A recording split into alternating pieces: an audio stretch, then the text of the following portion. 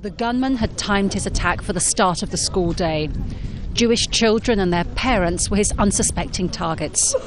In the aftermath, the quiet streets near the Ozar HaTorah school filled with police and panicked relatives. It's atrocious. You shouldn't have to have police in front of a religious school. Before you didn't have to, but maybe now, because of this, you do.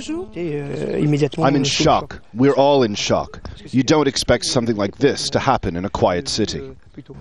According to the local prosecutor, the attacker didn't discriminate between young and old. This man got off his moped and as he was outside the school he shot at everybody who was near him, children and adults. Children were chased right into the school. The French President, Nicolas Sarkozy, travelled south to Toulouse, accompanied by his education minister and the head of France's umbrella group of Jewish organisations. Today is a day of national tragedy because children were killed in cold blood because a killer entered a Jewish school. This tragedy affects the whole national community. The big question is whether this is linked to two other recent shooting incidents in the same region of France. On March the 11th, the gunman shot and killed a French West Indian soldier in Toulouse. 4 days later, two soldiers of North African origin were shot dead and a third was critically wounded at a cash machine in the town of Montauban. And now Monday's shooting in Toulouse. A gunman on a motorbike was involved in all three incidents. Police may be hunting a serial killer, potentially the same person responsible for 3 attacks in and around Toulouse over the past week. And clearly in the circumstances, they can't rule out the possibility of the attacker striking again. This attack has, in effect, put the French presidential election on hold. All the focus now is on increasing security around schools and religious buildings until the assailant can be apprehended. And Jacky joins us live now from Toulouse. So Jacky, bring us up to date with the latest. How is the investigation going as far as you're hearing? Well, as I was mentioning in that report, it has been established that the same weapon was used in all 3 shootings, and there's been a further development as well.